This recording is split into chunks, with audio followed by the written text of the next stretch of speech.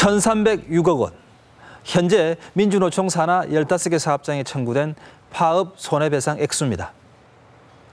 파업 이후 회사가 노동조합과 개인에게 손해배상을 청구하는 일이 늘어나면서 파업이 끝나도 노사 갈등이 커지는 경우가 많습니다. 최근 한진중공업의 한 노동자가 손해배상을 철회하라는 유서를 남기고 목숨을 끊기도 했습니다. 파업 손해배상 청구, 그 이면을 취재했습니다. 김효진 프로듀서입니다. 지난달 24일 한진중공업 노동자 최강서 씨의 연결식이 치러졌습니다.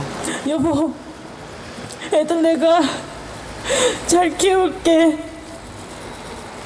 꿈에 자주 나와. 꿈에서 우리 만나자. 꿈속에서라도 그렇게 행복한 가족, 행복 누리자, 여보. 잘 가.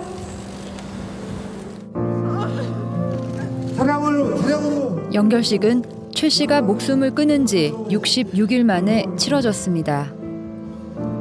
그가 세상을 버린 이유는 그가 남긴 유서에서 찾을 수 있습니다.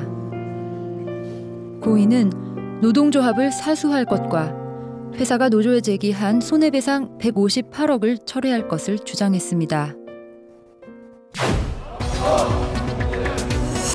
94명의 정리해고에 반대해 한진중공업 노조가 파업에 돌입한 것은 2010년 12월 말. 그러자 회사는 총파업으로 손해를 입었다며 158억의 손해배상을 청구했습니다. 민주노총 김진숙 지도위원도 정리해고 철회를 요구하며 크레인 농성에 들어갔습니다. 이후 희망버스를 타고 전국의 사람들이 부산으로 향하면서 한진중공업 정리해고는 사회적 이슈로 떠올랐습니다.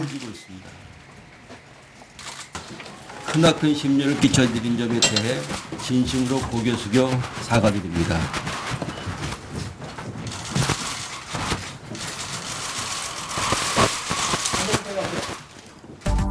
마침내 파업 11개월 만에 노사 협상이 타결되었습니다. 개인에 대한 손해배상 청구를 최소화하고 해고자들은 1년 내 재고용한다는 내용의 합의서도 체결되었습니다. 노사 합의는 제대로 지켜졌을까?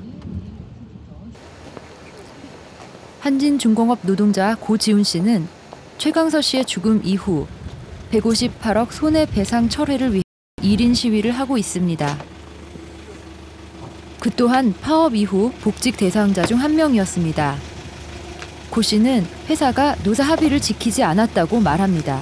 그런데 월요일날 출근을 했는데 교육장으로 이제 모여라고 해가지고 출근을 시키고 3시간 만에 이제 강제 무기한 휴업 발령을 냈습니다, 회사에서. 그래서 이제 다들 충격을 좀 많이 받았었죠, 복직자들은. 정리해고 2년이 지나 94명은 복직을 했습니다. 하지만 3시간 만에 무기한 휴직을 당했고 그중엔 최강서 씨도 있었습니다. 3시간 만에 오해 다 나가라고 하더라. 무기한 휴업이다, 계약은. 그렇게 이야기만 들었었죠. 그때부터 아마 좀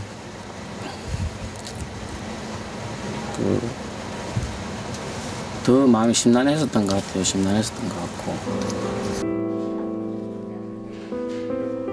가족들은 복직이 결정된 이후 최강서 씨가 몹시 들떠 있었다고 합니다. 아침 출근할 때 너무 막 그 전부터 좋아가지고 막 표정이 밝았는데 딱 갔다 오니까 얼굴이 좀 이렇게. 그래서 3시간 만에 그렇게 됐다고 말을 하더라고요. 남편은 그때 막 이렇게 회사 사람들도 그날 저녁에 만나러 나가고 하면서 다 울고 그랬다더라고요. 이후 최 씨는 잠을 제대로 자지도 먹지도 못했다고 합니다.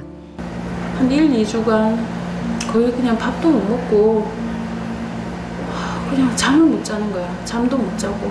근데 음식을 못 먹더라고요. 그래도 먹어야 된다 차려주면 먹을 수가 없대요. 속에서 받쳐가지고 도저히 못 먹겠대요. 김진숙 씨가 크레인 농성을 끝내고 내려올 당시만 해도 해결되는 듯 보였던 한진중공업 사태. 하지만 최강서 씨의 생각은 달랐다고 합니다. 저도 다 잘 된 줄 알고 그동안 정말 열심히 싸워서 너무너무 고생 많았던 남편 집에 왔을 때 자기 너무 고생 많았지, 수고했다고, 너무 잘 됐다고 막 했더니 남편이 표정이 정색을 하면서 딱 첫 마디가 뭐가 잘 됐는데? 158억이 해결이 안 됐는데 뭐가 잘 됐는데? 딱 그렇게 얘기하는 거예요. 우리 신랑의 마음속에는 그게 계속 남아있었던 거예요. 끝까지 이걸 해결하지 못하고 끝이 난 거. 최강서 씨의 죽음, 그리고 손해배상 철회 요구에 대한 입장에 대해 한진중공업에 물었습니다. 품질 약속을 했어요. 이제 그런 상태이기 때문에 이 손배 소송에 대해서 158억에 대해서는 저희가 금속노조 한진중공업 지회에 청구를 한 겁니다. 저희가 회사에서 만약 노조원 개인들한테 가압류를 했다 그러면 문제가 되겠죠. 비난받아야 되고 또 뭐 저게 연대 보정에 책임이 있다든지 직접적으로 간다고 하면 저희가 뭐 할 말이 없죠. 근데 그런 책임은 전혀 없습니다. 손해배상은 노조를 상대로 청구한 것이어서 개인의 죽음과는 무관하다는 입장입니다. 하지만 노조 조합원과 가족들이 느끼는 손해배상에 대한 부담은 작지 않았습니다. 158억이면 우리 아빠들 월급으로 그걸 갚으면 386년? 그것도 계산을 해봤어요. 이재용 사장은 한 개인에게 주어진 가압류가 아니기 때문에 그 사람이 그렇게 죄책감, 그러니까 압박을 느껴서 죽을 필요가 없다라고 얘기하지만 우리 조합원 200몇 명 다 똑같이 부담을 느낀 거예요. 2년간의 해고, 그리고 무기한 휴직. 생활은 어려워졌지만 가족들은 어려움을 견뎌낼 수밖에 없었다고 말합니다.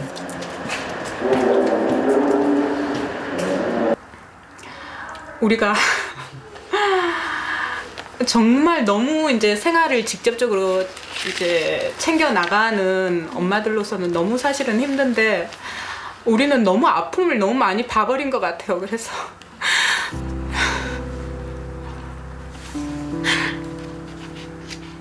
신랑들을 더 이상 다그칠 수도 없고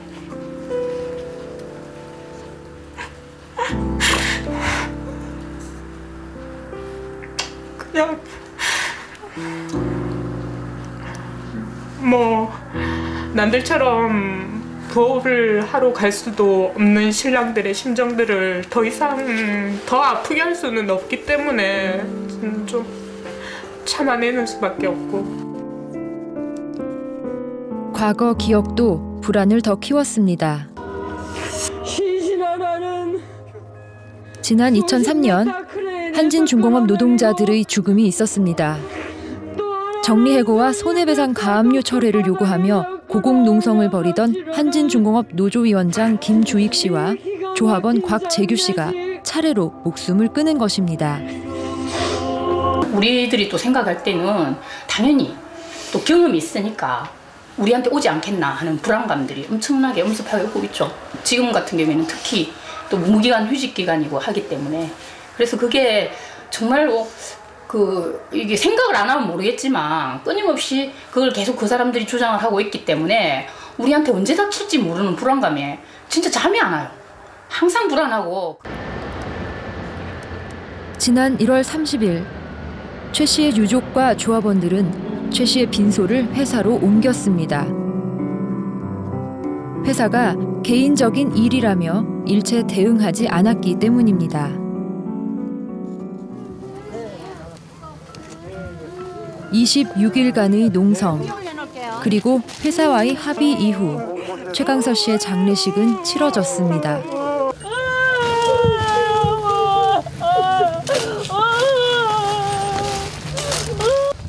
그러나 최 씨가 바랐던 158억 손해배상 철회는 아직 이루어지지 않았습니다. 저희들이 요구사항은 손배소 철회였는데 결국 철회는 힘들다는 거고요.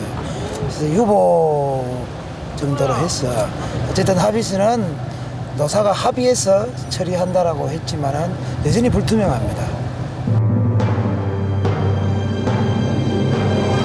김유진 PD, 장례를 치르기까지 158억 손해배상을 놓고 회사와 노조 간에 갈등이 컸는데 결국 어떻게 하기로 한 겁니까?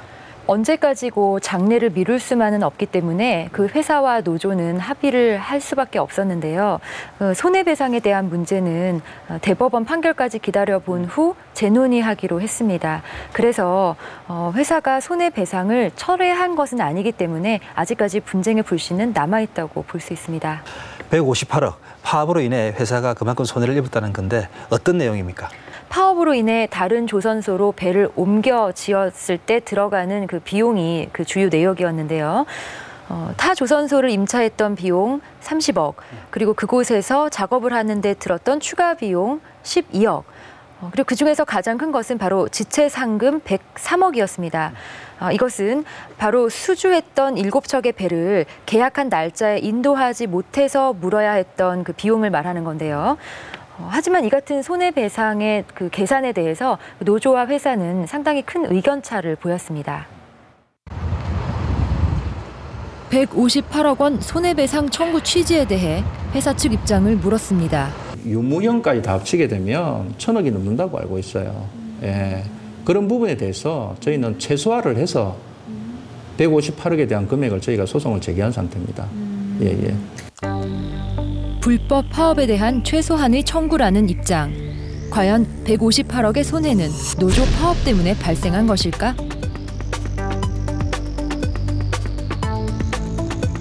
회사는 파업 때문에 건조가 늦어진 7척의 선박 중 4척의 선박이 다른 조선소로 이동해 마무리 작업을 해야 했다고 주장하고 있습니다.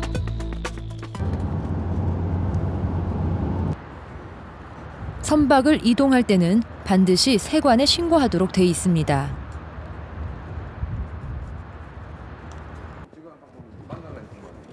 세관을 찾아가 4척의 배가 어떤 허가를 받고 이동했는지 신고 내역을 확인해 봤습니다.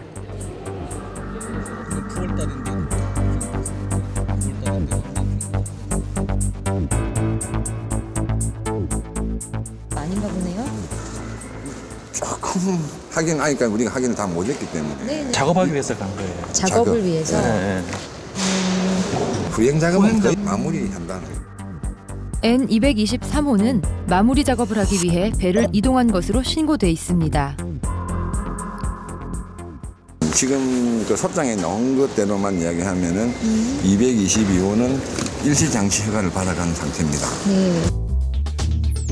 N222호는 장치 허가, 즉 단순 계류를 위해 이동한 것으로 돼 있습니다. 선박 인수를 지연해 좀 늦게 해달라. 돈이 없으니까. 마지막에는 배 금액이 엄청 크지 않습니까? 몇십 뭐 하니까 그걸 다 못 주니까 좀 늦게 좀 늦추는 거죠. 그러면 이거는 받을 사람이 안 받아간다는 말이라는 말씀이죠? 그럴 가능성이 많다는 얘기죠. 한진중공업이 선박 이동 비용을 청구한 특수선 2척에 대해서도 확인해봤습니다. 이동 사유는 배를 일시적으로 계류하기 위한 것으로 돼 있습니다. 배를 대놓을 공간이 부족해 옮겼다는 겁니다. 우리가 도크에 대놓고 배를 만드니까 네. 배를 띄워놓고 배를 만들잖아요. 네. 그 안에 이런 뭐 엔진 넣고 이렇게. 네. 그 배 작업이 이제 무슨 사유로 그 배가 안 나가고 완성된 배가 예를 들어 인도 지연되고 못 나가고 있다 하면은 작업을 해야 되는데 못 나가고 있으니까 그 도크를 사용해야 되는데 이 배를 딴 데로 옮기는 거죠. 한진중공업은 파업으로 인해 영도 조선소 안에서는 작업을 할 수 없어 배를 옮겼다고 주장합니다. 파업으로 인해 현장 관리가 제대로 되지 않았고 선박이 점거될 우려도 있었다는 겁니다. 그러나 노조는 회사가 이런 이유로 배를 옮긴 것은 자의적 판단이었다고 주장합니다. 파업 관련해서 이제 지회장이 말이 절대적으로 이제 작업장에 가서 이제 건드리지 마라, 뭐 작업 방해를 하지 마라 이런 게 있었단 말이에요. 그래서 조합원들이 가급적이면 현장으로 잘 안 가죠. 뭐 회사가 지뢰가 묻고 배를 가져간 거예요. 우리가 실질적으로 뭐 계속 작업 방해를 했다 했다 해서 가져갔다면 그 이해나 되지. 작업방해를 한 것도 아니고.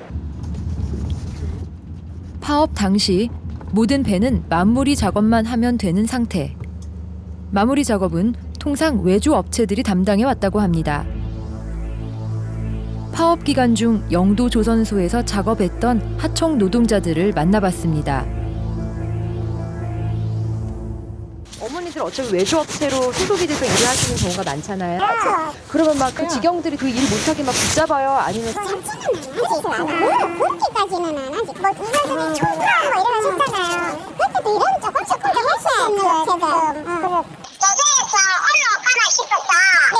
일단은 예쁘고 그래서 회사 측에서 그림이 피아노 올려주고 이랬지. 조정에서는 정말로 일 명예라고는 안 했어요. 다 했어요. 손해배상 청구액 중 가장 큰 금액인 지체상금 103억 원. 어떤 선주들한테 가장 중요한 거는 가격하고 납기인데 파업으로 인해서 납기가 지켜지지 않으면 그건 정말 문제라는 거죠. 파업으로 인해서 납기가 지켜지지 않았다라고. 그렇죠. 그 부분에 대해서는 제가 누차 말씀드리지만 법원에서 판단할 겁니다. 회사는 파업으로 인해 배 7척의 납기가 지연돼 선주에게 그에 대한 보상금을 물어주었다고 주장하고 있습니다. 하지만 지체 일수와 금액만 주장할 뿐 정확한 산정 근거는 제시하지 않고 있습니다. 실제로 이런 일들이 많았다는 거죠. 이에 대해 노조 측 변호사는 지체상금 역시 파업과 관계없는 부분이 많다고 주장합니다. 이 선박들의 경우를 보면 이미 파업을 하기 전부터 납기가 늦어져 있었던 선박도 있고 또 파업 기간 중이라 하더라도 노동조합과 무관하게 납기가 늦어진 선박들도 있습니다. 그런데 그것을 뭉뚱그려서 전부 노동조합의 파업으로 인한 손해다 이렇게 하는 것은 잘못된 것이라는 것이죠.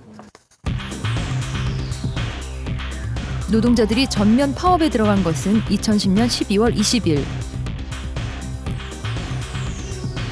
회사가 제출한 소장에서 발췌한 계약 인도일을 보면 N223호를 제외한 모든 선박은 총파업 이전에 이미 인도되어 있어야 합니다. 이미 인도 지연 상태였던 겁니다. 취재진은 파업 당시까지 한진중공업에서 계약 업무를 담당하다 퇴사한 전 직원을 만날 수 있었습니다. 회사가 주장하는 내용을 검토하던 그는 이상한 점을 발견했습니다. 인도 예정일이라고 쓴 것도 좀 애매한데요. 그러면 이게 계약 인도일이라는 건데. 그는 취재진에게 문건 하나를 보여줬습니다. 한진중공업이 수주한 배들의 계약 현황이 담긴 문건입니다. 거기엔 납기가 지연되었다고 회사가 주장하는 배 7척 가운데 5척의 실제 계약 인도일이 기록돼 있었습니다. 문건에 담긴 계약 인도일은 회사가 주장한 계약 인도일보다도 훨씬 이전이었습니다. 이때 이제 선주들이 전부 경제위기, 약간 배를 좀 뒤로 밀어줘, 인도를. 모든 선주들이 다 그런 요구를 했거든요. 우리 자기들 노조 때문에 인도가 연기됐다라고 얘기한다면 그건 거짓말입니다. 그러니까 연기 요청 때문에 이게 인도가 만약에 지연이 된 거는 있을 수 있겠지만 지체상금을 물었다고는 저는 들은 적이 없어요. 특이한 게 하나가 있긴 있는데 지체상금을 물은 게 특수선이 있어요. 여기는 지금 없는데 특수선 그쪽 선주 같은 경우는 다이빙 서포트 배스 인도 지연이 돼가지고 실제로 한진에서 두 척에 대해서 한 500만 불을 물었어요. 한 척당 250만 불씩. 이들 배가 지체 상금을 문 것은 맞지만 파업 때문은 아니라는 겁니다. 조선소가 실제로 하는 거는 껍데기 만드는 거. 그럼 각종 장비들은 전부 메이커, 그 서플라이어들. 그 서플라이어들이 나락가지면 보이콧하고 막 일하고 안 나오고 막 그런 일들이 많았었어요. 한국 사람이에요? 아니죠. 그런 거 다 잠수 장비 업체 이태리 업체. 이쪽으로 옮기실까 뭐 이런. 특수선의 지연 이유에 대해서는 노조 의견도 다르지 않았습니다. 큰 가격이 치여 있는 게 특수선에서 만들었던 잠수 지원정 2척 사실 그건 우리 파업하고는 전혀 관련이 없거든요.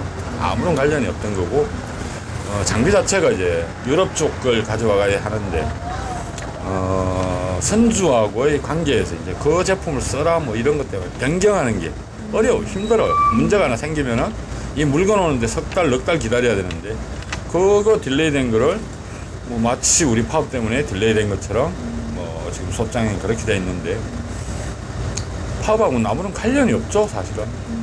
선주가 가장 중요한 거는 158억 청구 금액이 과장되었을 우려에 대해 회사 측 입장은 분명했습니다. 하고 있는 회사에는 물건 안 주겠죠. 자칫 소송에 영향을 줄 수가 있습니다. 회사는 법과 원칙에 따라서 움직일 거고 대한민국도 법과 원칙에 따라서 움직여야 되고 그럼 가장 공정한 기관이 사법부에서 그걸 판단을 합니다. 사법부에서 판단해서 있다 없다를 판단하게 되면 회사는 거기에 대해서 따라가는 겁니다. 김준 PD, 최소한의 비용만 청구했다는 회사의 입장과 달리 노조는 상당 부분 과장됐다고 주장하는 것 같습니다. 네, 그렇습니다. 특히 손해배상 청구액의 3분의 2를 차지하는 지체 상금에 대해 노조는 상당 부분 부풀려졌다는 의혹을 제기하고 있는데요. 그 지체 상금을 산정하는 데 대한 정확한 근거를 회사가 밝히고 있지 않을 뿐 아니라 그 회사가 파업과 관련 없는 부분의 지연까지도 파업으로 인한 손해로 전가시키고 있다는 그 주장까지 나오고 있습니다. 그런데 손해배상 내역에 대해 회사와 노조 사이에 의견차가 큰 사업장이 많습니까? 그 파업으로 인한 손해배상을 다투고 있는 사업장 대부분이 그런 상황이라고 보시면 됩니다. 그 노동자들로서는 상상도 할 수 없는 수십, 수백억의 손해배상을 청구하고 있는데 그 금액이 법원에서 그대로 인정되는 경우는 사실 드뭅니다. 실제로 비정규직 보호법 시행을 앞두고 대량 해고에 반발해 파업을 했던 그 뉴코아 사업장의 경우도 회사가 노동조합에 20억의 손해배상을 청구했지만 최근 기각되었습니다. 뿐만 아니라 단체 교섭이 결렬되어 파업을 했던 상신 브레이크도 회사가 노조 간부들을 상대로 10억의 손해배상을 청구했지만 최근 대부분이 기각되고 위자료 500만 원만 인정을 받았습니다. 회사가 사실 엄청난 그 금액의 손해배상을 청구하고 있고 또 그로 인한 판결이 진행이 되고 있지만 실제 손해를 보전하기보다는 또 다른 의도가 있는 것은 아닌가 의혹이 제기되고 있습니다. 파란색, 하늘색. 스테인레스 후판 생산업체인 포항의 DKC.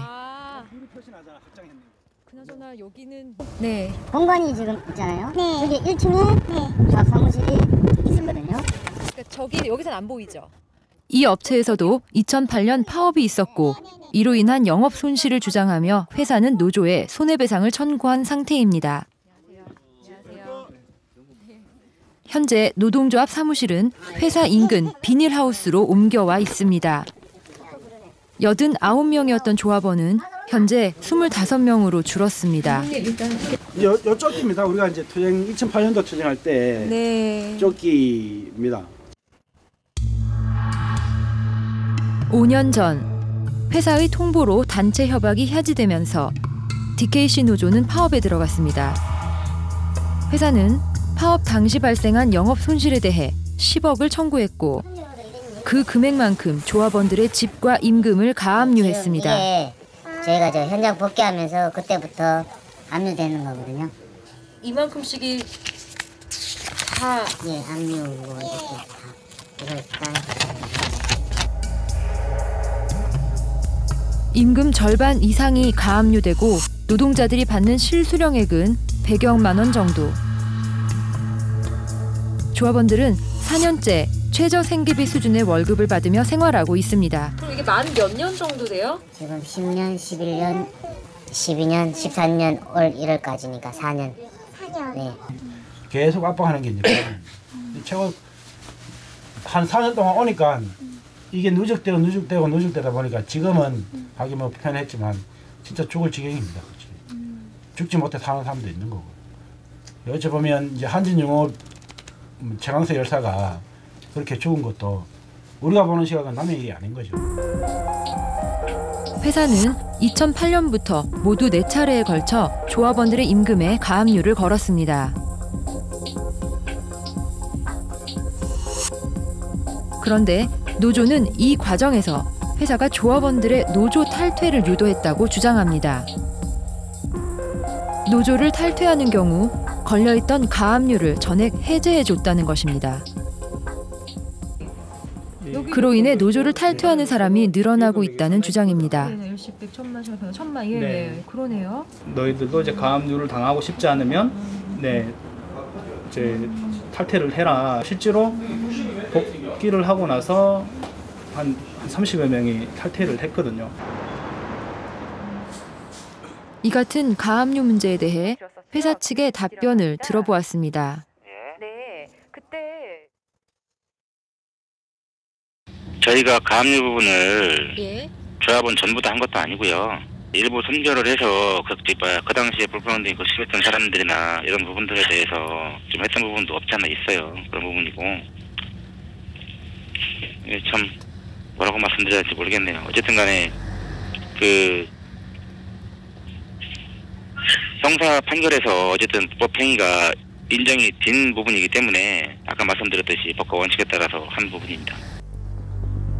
지난해 말 임금 가압류 금액이 손배소 청구 금액인 10억에 가까워지자 회사는 청구액을 26억으로 늘렸습니다. 손배소와 가압류로 인한 DKC 조합원들의 고통과 불안의 나날은 4년째 계속되고 있습니다. 어떤 평가를 하세요? 정말 이거 개인적으로는 너무 힘이 듭니다. 이게 선배 가압류란 게.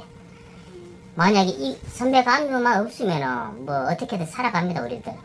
뭐 여기를 버리고라도 다른 노가다를 해서라도 돈을 벌고 싶은데 가압류 묶여 있으니까 나가지도 못하고 이런 상황이다 보니까 그냥 피만 말리는 거예요. 경북 구미의 반도체 업체 KEC. 이곳은 지난 2010년 공장 점거 파업으로 인해 시설과 장비가 파손되는 일이 발생했습니다. 회사와 노조 사이에 그 피해에 대한 손배소송이 진행 중입니다. 회사가 애초 청구한 손해배상 액수는 301억 원. 하지만 1년 뒤 회사는 손해배상 액수의 절반 정도를 스스로 철회해 지금은 156억 원의 소송이 진행 중입니다.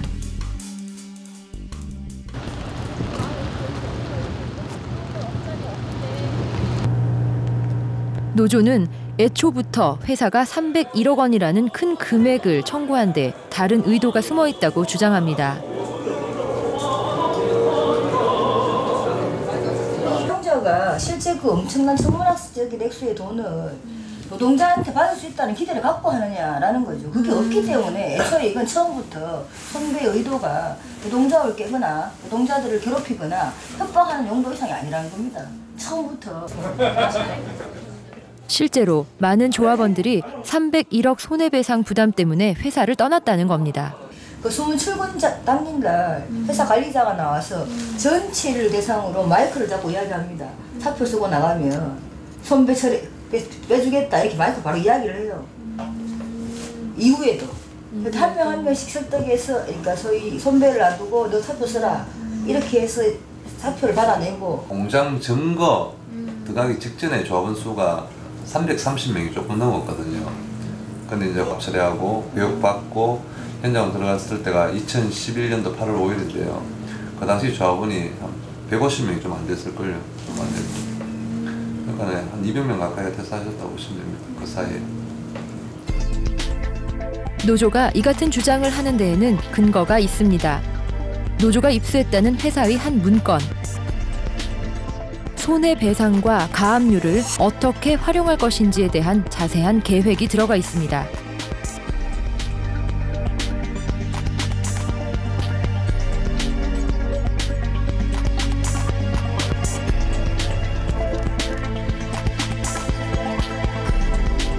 문제는 이 문건이 작성된 시기입니다.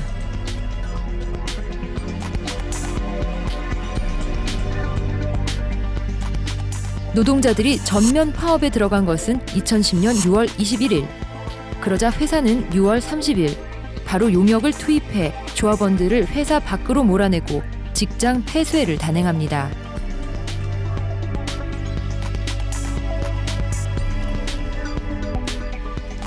노동자들이 점거 농성에 들어간 것은 그로부터 넉 달 뒤인 10월 21일이었습니다. 회사는 넉 달 전 이미 손해배상 활용 계획을 세워놓은 것입니다. 이게 노동자들이 현장에서 일을 하는 이유가 먹고 살기 위해서인데 처음부터 파업을 유도하고 직장 폐쇄로 노동자를 쫓아내고 거기에다가 돈으로 압박하겠다라는 작전을 구사한 거잖아요, 지금. 노조가 입수한 문건에 대해 회사에 확인을 요청했습니다. 심리도 안 했고 판결 난 것도 전혀 없습니다. 평가를 좀 해주시죠. 예. 네. 분명히 이 말씀을 드리자면 회사 자료냐 아니냐 아닙니다. 무슨 얘기냐면 최소한 회사 자료라고 한다면 담당자가 작성하고 의사결정 과정을 통해서 책임 있는 사람까지의 보고가 되고 확정된 거라면 그게 회사 자료가 맞지요. 하지만 제가 이 자료를 처음 봤어요. 두 번째, 손배를 가지고 자신은 처음 본 문건이지만 회사 내부에서 만든 것을 부인하지는 않습니다. 법이라는 것은 제외하고 이게 허위 문서인가요? 그래서 저희들이 추정하건대 해킹을 회사가 많이 당했어요. 해킹을. 그래서 그 해킹했는 사원도 지금 해고가 되어 있고 지방노동위원회까지 해고 사실이 정당하다고 되어 있는데 우리는 짐작컨대 담당자가 저렇게 만들었다. 담당자가 저때 만들었을 때 자기의 희망, 그다음에 지금 현재 노동조합 현장에 일어나고 있는 소문들을 마치 자기가 작성하는 양 만들 수는 있다. 그러나 그게 회사 내부적으로 전혀 보고되거나 의사결정 과정을 통하지는 않았다. 회사는 문건이 회사의 공식 문서가 아니라고 부정했지만 또 다른 노조를 만든다는 문건 속 내용은 이미 현실화됐습니다. KEC는 우리나라 최초로 한 회사에 2개의 노조가 설립된 곳입니다. 하지만 회사는 직장 폐쇄, 손해배상 등 문건 속 내용들이 회사의 당연한 권리라고 주장합니다. 조합은 노동상권에 의한 파업을 무기로 가지고 있지 않습니까? 그죠? 파업의 절차를 밟아가고, 그죠? 그럼 언제 파업을 하겠다고 해서 언제 하겠다라고 할 수 있지 않습니까? 근데 회사가 할 수 있는 건 뭐가 있습니까? 회사가 할 수 있는 건 결과적으로 불법행위에 대해서 회사는 사규에 의한 그리고 직장 폐쇄 그리고 손배소지 않습니까? 이건 어떤 회사라도 다 공통적인 거지 않습니까? KEC의 문건과 유사한 내용이 또 다른 사업장에서도 발견되고 있습니다. 지난해 9월 국회 환경노동위 청문회. 손해배상 소송을 노조 파괴 수단으로 이용한다는 이른바 시나리오 문건이 폭로됐습니다. 해당 컨설팅 제안서에는 컨설팅 결과를 홍보하고 있습니다. 그 결과를 보시면 발레오 경우는 집행부를 교체시켰다. 조직 형태도 변경시켰고 상신 브레이크는 금속노조를 2011년 11월 탈퇴시켰다라고 나옵니다. 실제로 탈퇴했습니다. 당시 문건에는 4개 사업장의 파업부터 손해배상 소송까지의 진행 과정이 자세히 나타나 있습니다. 당시 상신 브레이크 사용자는 기존의 금속노조 산하 상신 브레이크 지회를 없애기를 원했어요. 그래서 아예 그런 문건을 만듭니다. 여기는 이 부분은 지금 제가 가져온 노무 컨설팅 업체 자료 중 하나인 상신 브레이크 노사관계 안정화 방안입니다. 중에 조직 형태 변경이라고 해서 기존의 노조를 없애고 새로운 노조를 만들어야 한다는 내용을 담고 있습니다. 구체적인 추진 방안으로 손해배상을 청구하고 가압류를 진행한다고 돼 있습니다.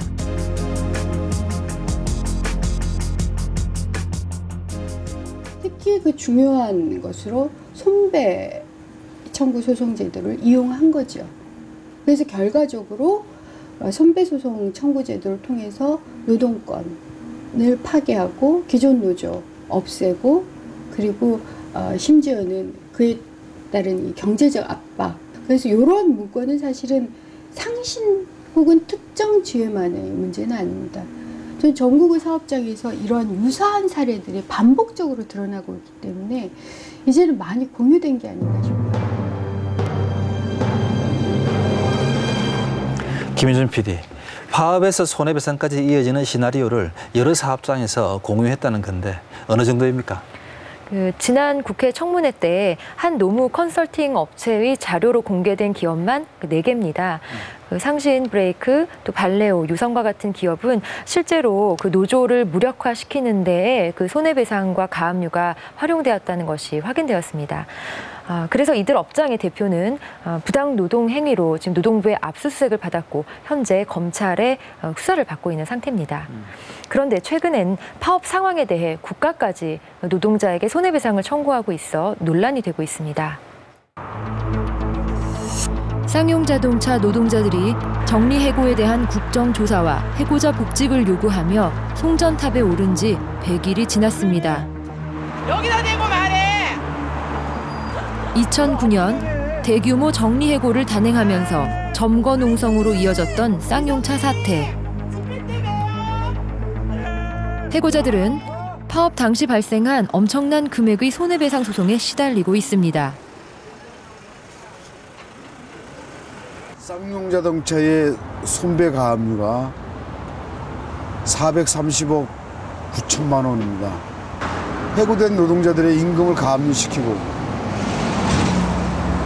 자신이 갖고 있는 재산권을 전혀 행사할 수 없게끔 만들어버렸고 이것에 대해서 어떻게 저항할 수 있는 힘이 없다라는 거죠. 이 쌍용자동차에서 쫓겨나기 전에 한 20년 일하시고 15년 일해서 아파트 대출받아서 하나 이제 뭐 한 24평 아파트 장만하시는 게 날아가는 거거든요. 사실 뭐 한 40 중반쯤 되신 분들이 해고자들이 많은데 그분들의 인생이 송두리째. 쌍용차 해고자들에게 손해배상을 청구한 것은 회사뿐이 아닙니다.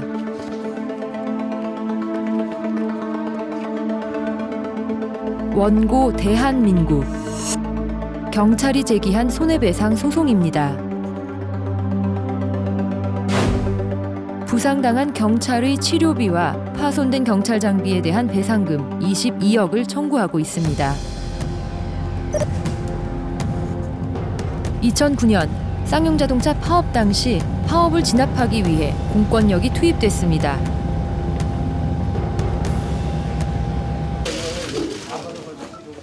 지난해 9월 열린 쌍용자동차 사태 관련 청문회. 조현호 전 경찰청장은 당시 현장 지휘 책임자였습니다.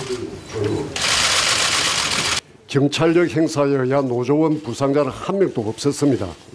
경찰은 중상자 15명 포함해서 107명이나 부상자가 났고요. 이 같은 증언은 사실일까? 당시 현장에 있다 체포됐던 쌍용차 해고자를 만났습니다. 그의 얘기는 달랐습니다. 엄청 때리잖아요.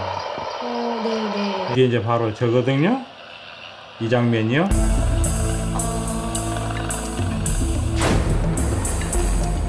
당시 옥상에서 도주 중이던 그는 몇 명의 경찰에게 둘러싸여 정신을 잃을 때까지 맞았다고 합니다.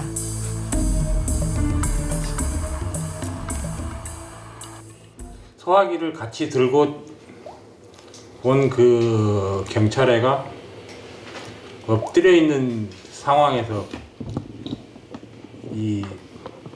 마침 너는 이거 맞고 죽으라는 그런 식으로 내려치더라고요. 거기서 진짜 기절했어요. 아차 하면서도. 말 그대로 이제 뇌진탕인데. 조 씨처럼 경찰에게 폭행을 당한 노조원은 적지 않았습니다. 당시 총리실에서 집계한 자료에 따르면 노조원 100여 명이 뇌진탕을 입거나 뼈가 부러지는 등 부상을 당했다고 합니다. 하지만 경찰의 소송 내용은 전혀 달랐습니다. 한 번이나 때려보고는 좀 그렇게 됐으면 덜 억울하겠어요. 때려보지도 못했는데 내가 뭐 경찰관 셋을 때린 걸로 돼 있고. 맞은 것도 억울한데 오히려 경찰에 치료비를 물어줘야 하는 상황이 된 것입니다. 경찰은 손해배상을 청구하면서 노조원들의 집과 임금에 가압류도 설정했습니다. 조 씨의 집도 1,000만 원의 가압류가 걸린 상태입니다. 소위 말해서 뭐 국가가 죽어라 너 죽어라 네 같은 사람은 우리나라에 필요 없다 그런 식으로밖에 안 보여요. 그냥. 경찰이 청구한 손해배상 중 가장 큰 비중을 차지하는 것은 크레인 피해액 12억. 파업 진압 당시 크레인 석 대가 동원됐습니다. 크레인은 경찰을 컨테이너에 실어 옥상에 올리는 데 사용됐습니다. 그런데 12억 원이란 피해액은 어떻게 발생한 것일까? 저희가 정상적으로 즉각 보상을 해주는 금액이 12억 얼마였어요. 운유 비용이라든가 이런 거 다 계산했을 때 그 금액을 달라고 했었는데 이제 또 그걸 3년 동안 소송을 해가지고 금액을 깎고 다 하고. 당시 크레인 회사와 경찰 사이에 있었던 소송의 판결문을 확인해봤습니다.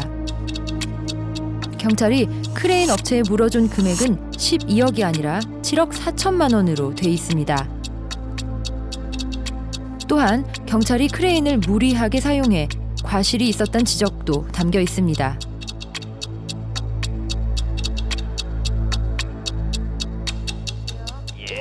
경찰에 당시 피해 내용에 대한 확인을 요청했습니다. 답변 안 한다고 그랬는데요. 어떤 이유로 답변을 못 해주겠다고 하시는 건가요? 소송이 진행 중이기 때문에요. 해당 관청인 경기지방경찰청을 찾아갔습니다. 하지만 경찰은 끝내 답변을 거부했습니다. 네.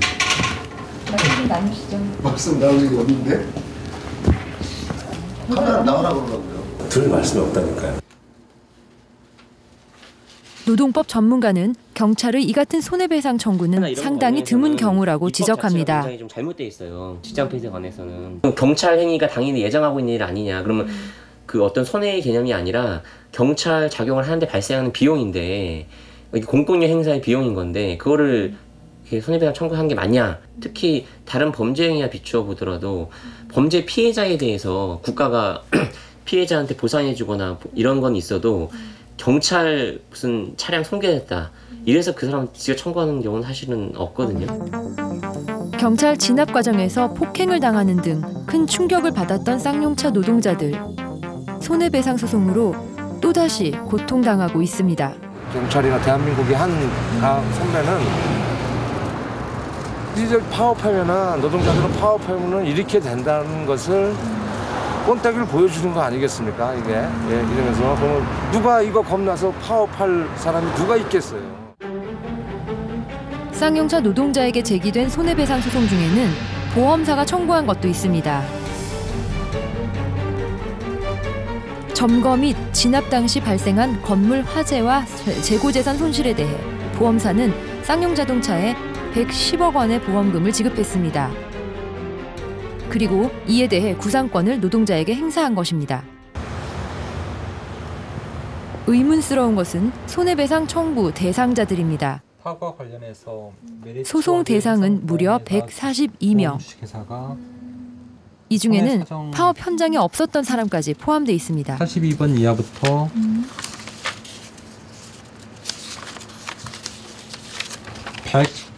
140번까지 네. 82번부터 140번까지의 사람들은 실제 요 시점에 이 파업 현장에 있지 않았던 사람들이거든요. 뭐 대부분이 파업 현장에 있지 않았습니다. 평택 지역에서 시민단체 활동가로 잘 알려진 이은우 씨.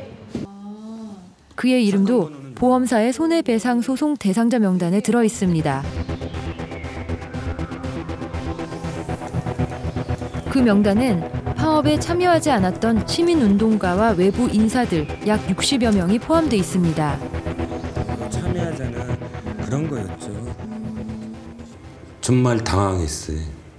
내가 왜 여기에 들어가야 되나?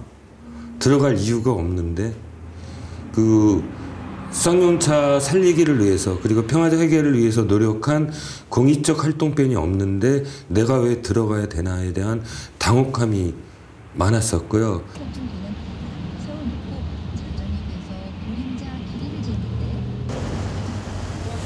해당 보험사를 찾아가 손해배상 대상자를 선정한 기준이 무엇인지 확인해 봤습니다.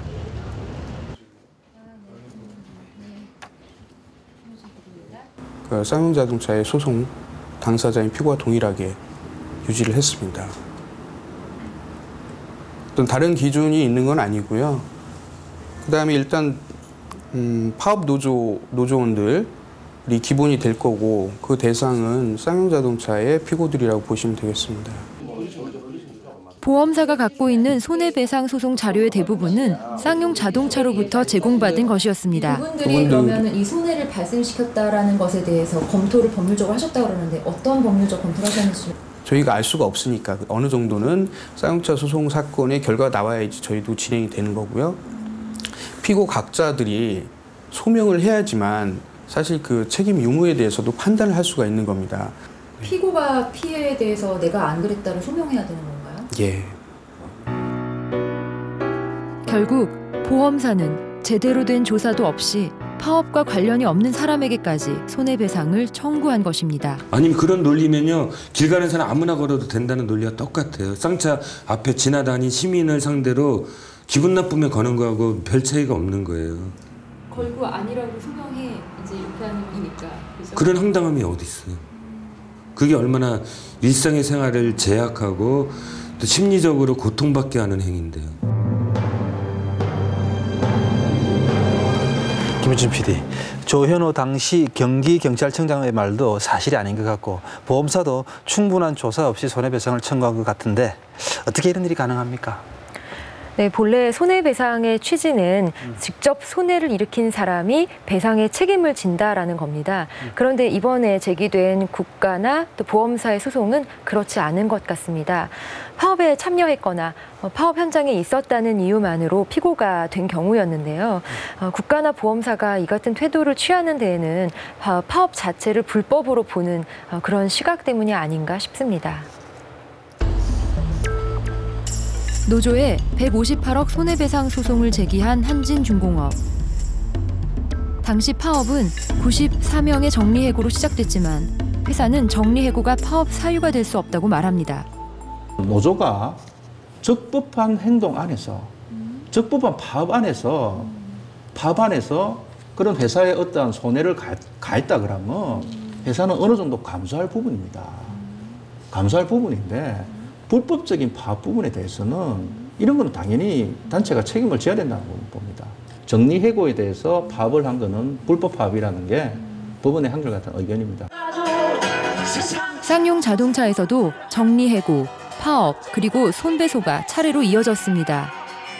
당시 파업에 대한 쌍용자동차의 입장 역시 한진중공업과 다르지 않았습니다. 쌍용자동차는 회사 측 입장을 서면으로 보내왔습니다. 대법원의 판례에 따라 정리해고로 인한 파업은 불법이라는 것입니다. 지난 2002년 이후 대법원에서는 유사한 취지의 판결이 이어지고 있습니다. 기업의 구조조정은 단체 교섭의 대상이 될 수 없고 이로 인한 쟁의 행위는 불법이라는 것입니다.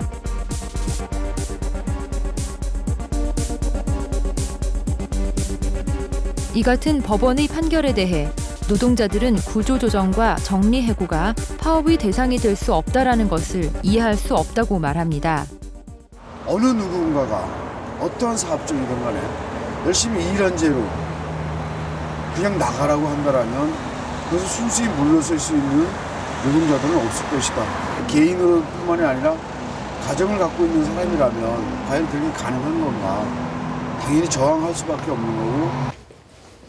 노동 현장의 쟁의 행위에 대해 조정 역할을 하는 노동위원회도 정리해고는 조정 대상이 아니라는 입장입니다. 노동위원회 조정 자체가 노조법에서 정하고 있는 그 노동쟁의 범위 안에서 가능한 거기 때문에 그 범위를 벗어나는 부분에 대해서는 엄밀히 따지면 조정 대상이 아닌 거기 때문에 이제 그 외의 사항에 대해서 적극적으로 저희가 조정을 한다는 것은 좀 어려운 부분이 있죠. 노동계에서는 최근 몇 년 동안 합법 파업의 범위가 줄어든 것이 가장 큰 문제라고 말하고 있습니다. 노조법에는 해고도 노동쟁의 범위에 해당하는 것으로 명시돼 있습니다. 원인을 따지자면 따라서 노동 전문가들은 사실상 해고인 정리해고를 불법으로 보는 법원의 해석에 동의할 수 없다고 말합니다. 해고에는 유독 정리해고는 포함되지 않는다고 해석을 하는 거죠. 그래서 법 체계적인 해석이나 물리적 해석상 정리해고가 쟁행의 대상이 안 된다고 볼 이유가 전혀 없고요. 그래서 상식적으로도 임금보다 더 큰 영향을 미치는 게 정리해고인데요. 임금에 대해서는 쟁행할 수 있으면서 정리해고는 못하게 한다. 이건 사실 말이 안 되거든요. 정리해고가 늘고 있는 상황. 2011년 정리해고자 수는 98년 외환위기 이후 처음으로 10만 명을 넘었습니다. 노동법 전문가들은 합법 파업의 범위를 넓히지 않는 한 손배 문제는 해결할 수 없다고 말합니다. 그 노조법이 이제 광범위하게 아예 제한을 해놨어요. 그 규제하고 뭐 제한하고 금지하고 그렇기 때문에 이제 그런 어떤 그 노조법상의 어떤 제 요건들 그런 걸 규정들을 다 준수해서 그게 정당한 파업이 되기가 어렵다는 거죠. 이게 그러다 보니까 이제 파업 자체가 이게 불법이 되고 이제 불법이 되는 순간에 그 손해에 대해서는 책임을 져라 하는 게 이제 우리 법의 어떤 그 민사법의 어떤 가장 기본적인 원리죠. 이제 그 원리가 적용되는 거죠. 지금.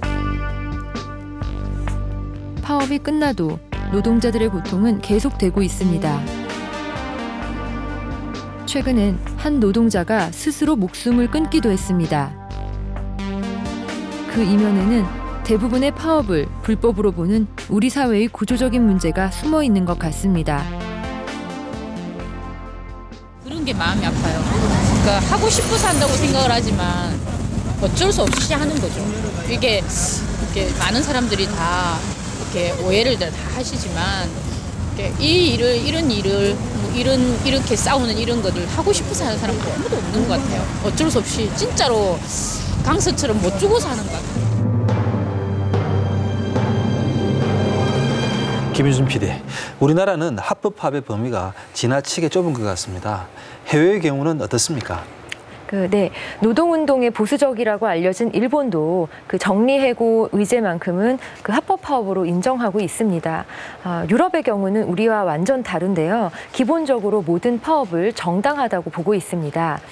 다만 폭력 행위가 있을 시 그 폭력을 행사한 당사자 개인에게는 엄정한 책임을 묻고 있습니다. 물론 지금 당장 유럽처럼 합법 파업의 범위를 넓힐 수는 없겠지만 노동자들의 단체 행동권은 우리 헌법에도 보장을 하고 있는 만큼 우리 사회에도 변화의 바람이 불어야 할 때가 아닌가 생각합니다. 김유진 PD 수고하셨습니다. 이번에 취재를 하면서 만난 기업들의 대답은 판에 박은 듯 똑같았습니다. 모두 법과 원칙대로 했다는 것입니다. 맞는 말입니다. 그동안 경영권과 노동 3권이 충돌할 때마다 법원과 우리 사회가 경영권의 손을 들어준 것도 사실입니다. 그 이유는 일시적으로 근로자들의 노동 3권이 제한되더라도 기업이 경쟁력을 회복하면 더 많은 고용이 창출될 거라는 신뢰가 있었기 때문입니다. 법과 원칙이 전부가 아닌 이유입니다. 정리해고는 기업이 할 수 있는 최후의 수단이 되어야 합니다. 그리고 파업 손해배상도 마찬가지인 것 같습니다.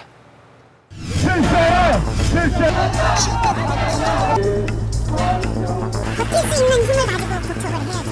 진짜 천만 안 들었지 노동놈이잖아. 조합원의 대표를 뽑아놨는데 업자들의 사냥감 놀이터가 돼 있었던 거죠. 이건 이미 출발할 때.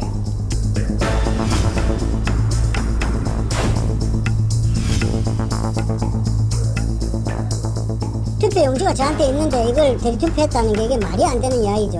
총회는 이미 그 전날 끝나요. 성형경에서가 과반시상 잡혀 있으면 그날 총회날 행사하는 거지 그냥.